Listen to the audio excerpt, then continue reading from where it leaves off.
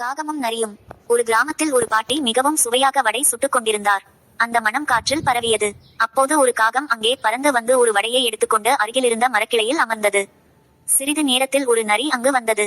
காகத்தின் வாயில் இருந்த வடையை பார்த்ததும் அதற்கு ஆசை வந்தது. காகமே, உன் குரல் மிகவும் இனிமையாக இருக்குமாம். ஒரு பாடல் பாடு என்று நரி கூறியது. காகம் உடனே நரியின் யோசனையை புரிந்து கொண்டது. காகமே, உன் குரல் மிக அழகாக இருக்கிறது என்று நரி மீண்டும் புகழ்ந்தது. காகம் சிரித்துக்கொண்டே வடையை கிளையில் வைத்துவிட்டு பாடத் தொடங்கியது. நரியின் திட்டம் தோல்வியடைந்தது. அப்போது திடீரென்று பலத்த காற்று வீசியது. கிளையில் இருந்த வடை தவறி அருகிலிருந்த ஓட்டையில் விழுந்துவிட்டது. ஐயோ, என் வடை என்று காகம் கவலையடைந்தது. அந்த நேரத்தில் ஓடையின் நடுவில் ஒரு சிறிய அணில் சிக்கிக்கொண்டு உதவி கேட்டு அழுதது.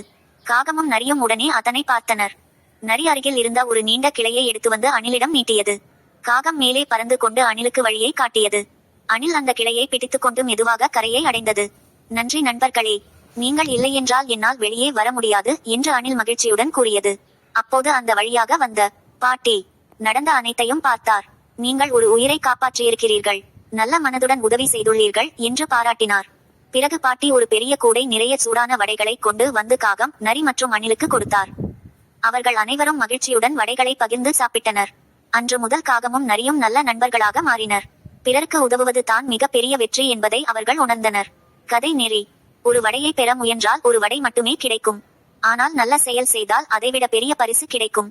இந்த கதை உங்களுக்கு பிடித்திருந்தால் லைக், ஷேர், சப்ஸ்கிரைப் செய்ய மறக்காதீர்கள்.